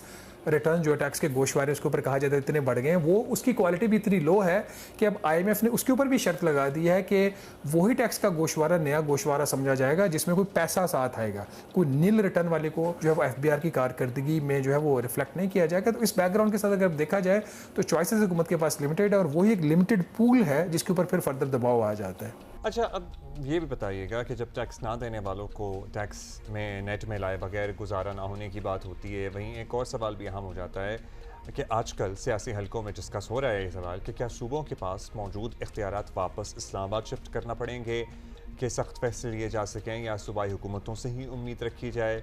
क्या इस सिलसिले में बाज़गश्त है? 2 बातें इसमें बड़ी वाज़ें। एक तो ये कि एक ओवर एम्फेसिस है मीडिया का भी और हुकूमत का भी टैक्सों के ऊपर। हम अखराजात में कमी की क्यों बात नहीं करते? अगर हुकूमत के पास, वफाकी हुकूमत के पास इजाफी स्पेस आ जाती है तो वो और ज़्यादा अपने खर्चे बढ़ा लेगी जिस तरह सूबाई हुकूमतों ने किया है। तो जब स्पेस फिस्कल आपके पास ज़्यादा आ गई तो अपने अखराजात में इजाफा कर लिए तो कौन जो है वो टैक्स के नेट को बढ़ाने की बात करेगा? एक तो ये चीज़। तो थोड़ा सा जो नेशनल डिबेट हो रही है और जो नैरेटिव बिल्ड हो रहे हैं टैक्सेस के इर्द, इसको कम करने की ज़रूरत है। अखराजात पे कमी की बात की जाए और वफाकी हुकूमत इस वक्त बहुत ज़्यादा गैर आइनी अखराजात भी कर रही है, वो उन जगहों पर खर्च कर रही है जहाँ पे इसकी ज़िम्मेदारी नहीं है। एक चीज़। दूसरा, आइनी तौर पर अगर सूबा कोई ख़र्चा जो है वो अपने ऊपर नहीं ले सकता आइनी तौर पर, तो वो क्यों लेगा? अगर कोई पॉलिटिकल कंपल्शन है तो वो तो फिर ये होनी चाहिए ना कि वफाकी हुकूमत जो कुछ ऐसे एरियाज़ में जहाँ पे वो खर्च कर रही है और आइन के बिल्कुल मुतसादम करिए। आइन ये नहीं कहता कि सोशल सेक्टर वफाकी हुकूमत की ज़िम्मेदारी है सवाई इस्लामाबाद कैपिटल टेरिटरी की। आइन ये नहीं कहता कि सेहत और तालीम वफाकी हुकूमत की ज़िम्मेदारी है सवाई इस्लामाबाद कैपिटल टेरिटरी और जो स्पेशल एरियाज़ हैं। तो अगर हुकूमत खुद जाके उन जगहों पर खर्चा करेगी और हुकूमत सूबाई नेचर के प्रोजेक्ट्स जो हैं वो जाके फ़ंड करेगी, तो फिर किस मुँह से हुकूमत सूबों को कहेगी कि अपने हिस्से में से कटौती करके हमें बगैर आइन की रिक्वायरमेंट के हमें पैसे दो। बहुत शुक्रिया शहबाज राना कि हम टैक्सों में इजाफे की तो बात करते हैं लेकिन खर्चे कम करने की भी तो बात होनी चाहिए और उस पर भी एक बाकायदा एक डिबेट होनी चाहिए। और दूसरा, रिटेलर्स को कब तक मनाते रहेंगे? मतलब ये कोई नाराज़ बीवी है आपकी कि आप बस मनाने के लिए कुछ भी करने को तैयार हैं? Why are they separate and the rest of the country is separate? क्यों? So yeah, ये सवाल हैं और ये आपके नहीं हैं ये बरसों पुराने हैं। अच्छा जी, फोर्ब्स 30 अंडर 30 में हम हमेशा इंटरेस्टेड होते हैं जब पाकिस्तानियों का नाम आता है, और बहुत से पाकिस्तानियों का नाम आया है इस बार भी, और इनमें एक नाम है समन कामरान का। समन विजुअल मीडिया से वाबस्ता हैं, लेकिन इस मीडिया की जदीद शक्ल से वो फिल्में बनाती हैं और विजुअल आर्टिस्ट हैं, डॉक्यूमेंट्रीज भी बनाती हैं, उन पे काम करती हैं, और उनका क्रेडिट पर बहुत सा ऐसा काम है जिसे आलमी पज़ीराई भी मिली है, और इनका काम जो है वो कोरिया के बोसान फेस्टिवल का हिस्सा भी बना। Saman is with us, let's talk to her. अस्सलाम वालेकुम Saman, congratulations to you and thank you for taking out time for us. आप हमें अपने जर्नी के बारे में प्लीज़ थोड़ा सा बताइए। How did this all begin? And माशाल्लाह you have achieved so much at such a young age. Thank you, Assalamu alaikum. Thank you for having me. So basically my journey started from National College of Arts. मैं NCA से पढ़ी हूँ, and in 2016 I graduated in 2020, and during my university I was working in the industry in commercials, and after graduating I joined drama industry, and I joined a film, Umro Yar, as an assistant director, and I was also directing and producing my stuff. And now I'm in South Korea with my feature film. Lovely. Can you hear me?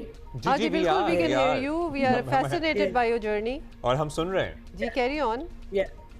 And recently my film was screened at Busan Short International Film Festival. It was the only Pakistani film, and I'm right now here with my feature film in Busan Academy Film Institute. It's basically a producing track where people from all over the world, especially Asia, comes and they co-produce. और यहाँ पे हम लोग मिलके अपने projects develop कर रहे हैं, इंशाल्लाह उसको फिर मैं पाकिस्तान आके बनाऊंगी। ज़बरदस्त ज़बरदस्त। तो आपकी मतलब जर्नी में आपने हर चीज़ की है, कमर्शियल्स भी, ड्रामा इंडस्ट्री फिर आपने ज्वाइन की, उम्रो यार में आप असिस्टेंट डायरेक्टर थी। ये ज़रूरी होता है कि when one graduates from college ये सारी चीज़ें करें और फिर find what you exactly want to do, जिस तरह के आप अभी कर रही हैं? To be honest, like you have to try everything, क्योंकि जब तक आप बाकी चीज़ें ट्राई नहीं करोगे आपको नहीं पता कि आप किस चीज़ में अच्छे हो, आप कहाँ पे कामयाबी हासिल कर सकते हो। So I had to assist, I had to produce, I had to do a lot of things. तो वो सब कुछ करके ही I actually learned a lot. I know all the departments now, how to do what, and I can advise better now. What is your true calling? मतलब आपका अगर हम genre में बात करें फिल्म मेकिंग की, is it documentary, is it the conventional style of filmmaking, is it animation? क्या है अब आप जो समझती हैं कि हाँ this is my thing now? I think I'm more into experimental filmmaking, but I'm also doing fiction narrative filmmaking as well. I've also tried animation as stop motion animation in Pakistan. I made a music video on it. So I think I can try all the mediums. And we don't think that you have stopped. हमें ऐसा लग रहा है कि अब अभी आपको ये बड़ा अच्छा फीडबैक भी मिल रहा है। You have been selected for 30 under 30 Forbes list. लेकिन अभी और एक्सपेरिमेंटेशन जो है वो हम आपसे ज़रूर देखेंगे। How did your name come into this list? क्या आपकी they had been following you? Are you in touch? How does this even happen? So basically this the application comes every year, okay, and you have to apply. It's a competitive application. People all around the Asia especially apply, and you send your portfolio, your work, your statements and everything. So they do a background check on you, and they go through your references, your portfolio, and if they think that you are capable enough, that you're doing something good in your field, so they select you. And everybody, जैसे आप कह रही हैं कि आपने खुद अपना portfolio वगैरह भेजा है, मतलब it's an application. So anybody who's ever been selected to be in this list must have sent their own portfolio and their own whatever is to their credit. Yeah, that's true. And also I was also nominated by someone. So I got an email that I got a nomination. So through that nomination I got a form. I had to fill that form and give some references. So that also counts. अच्छा समन, lastly, do you ever see yourself making commercial films? जो हमारे यहाँ जिस तरह ईद पे फिल्में हमें release होती हैं, जो अब आम देखते हैं, So मुझे प्रोड्यूसर मिल जाए तो मैं क्यों ना बनाऊं बस मुझे do you have a few ideas already in mind? So producer हम आपको ढूंढ के देते हैं. I write scripts, I write stories, but I would love that opportunity, of course, for Pakistan. जो आप लिखती हैं समन, आपको लगता है कि पाकिस्तान में, because हम हमेशा we have a lot of artists and directors and film writers, filmmakers here, वो कहते हैं जो हम कहना चाहते हैं वो शायद चले ना. आप भी कुछ इसी रुझान या फिर आपके पास है ऐसा कंटेंट जो चले कि पब्लिक को भी पसंद आए, मैसेज भी हो इन देयर और चले भी. जरूरी नहीं है मैसेज, एंटरटेनमेंट हो. आई थिंक पब्लिक हमारी अब काफी एडवांस हो चुकी है. They watch Netflix, they watch everything and they want good product as well, good stories as well, and our story to be honest. तो आई थिंक वी शुड, और हमें like नए एक्सपेरिमेंट्स करने चाहिए. अगर हम नए एक्सपेरिमेंट्स नहीं करेंगे हम आगे भी नहीं बढ़ेंगे. लवली. हमें अच्छा लगा आपसे बात करके समन, और यानी we have such promising filmmakers out there. You definitely deserve to be where you are, Saman Kamran. Thank you for being with us this morning. ये होना चाहिए और थोड़ा सा एजी भी होना चाहिए, और ये ना सोचें कि जी आप कॉलेज स्कूल से निकले हैं और आपके पास डिग्री है और आप सीधा CEO लग रहे हैं और टॉप पे. You have to do a lot, you have to go through it. It's a self discovery as well. और ड्यूरिंग हर ग्रेजुएशन वो साथ-साथ काम भी कर रही थी और पढ़ाई भी कर रही थी, एंड तो काफ़ी देर से लगी हुई थी. नया देखना है ना, very different from anything else. और थिएटर में भी आपकी दिलचस्पी है तो फिर आप पहुंच जाएं. पहले तो डेट्स बता दें. 5, 6 और 7 जून को आप पहुंच जाएं किधर? Obviously Arts Council of Pakistan Karachi. And watch Confessionati. Confessionati. अब इसमें क्या होता है, इसमें एक शायद आपका तजुर्बा हुआ हो, इम्प्रोव थिएटर की एक ये फॉर्म है. और ये क्या है, इसी थिएटर परफॉर्मेंस के डायरेक्टर मुनीबुर रहमान हमारे साथ मौजूद हैं. Muneeb, welcome to Geo Pakistan. Good morning. Thank you so much. Good morning. अब ये बताइएगा, what is improv theatre and what is Confessionati? Improv theatre की वो किस्म है जिसमें कोई स्क्रिप्ट, कोई तैयारी, कोई रिहर्सल नहीं होती. इम्प्रोव प्लेयर्स एक लाइव ऑडियंस के सामने right there and then audience के सामने आते हैं, उन्हीं से सजेशंस लेते हैं, उन्हीं के ख्यालात को यूज़ करते हुए वहीं पे किरदार, कहानियाँ और नैरेटिव्स बिल्ड करते हैं. इसकी खूबसूरती ये है कि इट्स वेरी फ्राइटनिंग कि भाई कोई तैयारी नहीं है तो मैं क्या कहूँगा, आप भी टेलीप्रॉम्प्टर से कुछ पढ़ रहे हैं, you want to feel prepared, nothing like that. So उस लम्हे में जो ढका छुपा है, उस लम्हे की जो एनर्जी है, उस कमरे में जो लोग पहले से ही कैरी कर रहे हैं, उसको एक क्रिएटिव चैनल मिलता है जिससे नई कहानियाँ नई सिमत में, नए अंदाज में कहीं भी जा सकती हैं. And that is the delight of improvisation How theater. do you prepare for something like that?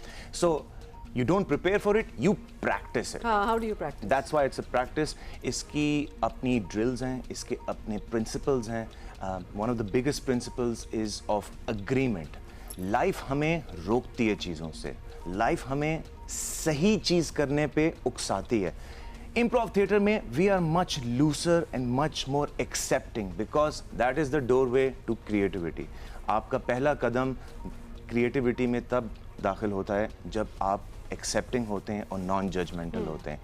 तो इम्प्रोव थिएटर में आप वो नॉन जजमेंटल स्पेस क्रिएट करते हैं कि लोग अपने ढके छुपे एक्सपीरियंसेस को सामने ला सकें और उसको एक सरप्राइजिंग अनडिस्कवर्ड न्यू फॉर्म देख सकें. उनको तो वैसे पता होगा जब आप स्टेज पे उनकी चिट निकलती होगी और बात करते होंगे. चिट वाली बात अभी चिट वाली बात बता देंगे ये होता किस तरह, ये कंटेंट कहां से आ रहा है. में आप क्या कर रहे होंगे, आप थिएटर एक्सपीरियंस करने जा रहे होंगे, but you would also be a part of that experience. किस तरह के आप दाखिल हो रहे होंगे तो आपको एक पर्चा दिया जाएगा जिसमें क्या होगा? बिल्कुल पर्चा दिया जाएगा. ये कोई एग्जामिनेशन का पर्चा नहीं होगा, आपसे कोई क्विज नहीं लिया जाएगा. Confessionati is based on your confession. Deepest darkest confession. Just write anything. It doesn't have to be dark. It doesn't have to be dark. But if it is, why not? मतलब ये पहली चीज है जो आप without writing your name, you are actually releasing yourself. दिल से तो निकाल रहे हैं तो लिख दे. Yes. कन्फेशंस पे बेस्ड है आपकी वो चीज़ें जिनके बारे में आप एम्बैरेस्ड हैं, वो चीज़ें जो आप अपने घर वालों को नहीं बताते, अपने दोस्तों को नहीं बताते. It could be very positive as well. पता है डिलाइटफुल में प्रॉब्लम ये होती है कि आप दुनिया को बताते हैं, वैसे भी बता सकते हैं. ये वो चीजें हैं आप इंस्टाग्राम पे पोस्ट करते हैं. Exactly, you show it. These are perhaps improv में वो चीजें जो people can not say to other. So people have come up with some really wild and weird stuff. Please share something with us. something that is shareable. Okay, this is TV. This is TV. क्योंकि theatre experience होता है तो जो कुछ भी उस कमरे में परफॉर्म किया जाता है that is happening for the first and only time ever, so there is that unique element to it. आप जो कन्फेशंस देते हैं उसकी बुनियाद पे इम्प्रोव थिएटर होता है. सम वाइल्डेस्ट मोस्ट यूनिक कन्फेशंस. भाई बच्चे जो हैं माँ बाप से छुप के बहुत कुछ कर रहे हैं दुनिया में, बहुत कुछ कर रहे हैं, और माँ बाप जो कर रहे हैं वो भी एक और लेवल है, वो एक नेक्स्ट लेवल है जो वो बच्चों को नहीं बता सकते, और बच्चे जो कर रहे हैं वो इतने मासूम हैं कि वो वालिदैन को नहीं बता सकते. एज लिमिट है आपके थिएटर पे आने की, मतलब 18 अबव आ सकते हैं, 16 अबव बिल्कुल आ सकते हैं. It is 13 plus.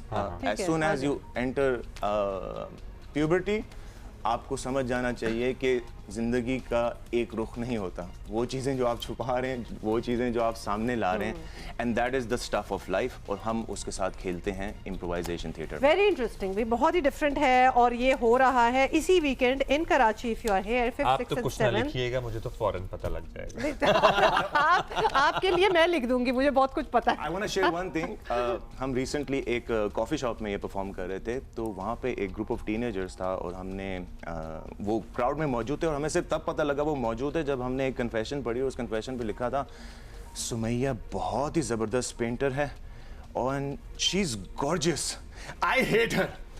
हमने सिर्फ ये पढ़ा था, अभी परफॉर्म भी नहीं किया था, और कमरे के कोने से खिलखिलाती हुई हंसी आई. तो उससे भी अगर आप अपनी एनोनिमिटी को बरकरार रखना चाहते हैं, do not react. Try and hold on. But there'll be no judgment if you're enjoying it, and it's a good, playful, the sounds environment. Really fun. Thank you so much, Munibur Rahman, for being here, and for you guys, you know what you're doing on the weekend. तो पहुंच जाएं जी arts council 8 बजे, और सोच के जाएं कि आपने कैसे कंट्रीब्यूट करना है. It can be really fun and different. We're going to see you tomorrow, inshallah. Have a great day. Bye. Thank you, Munibur.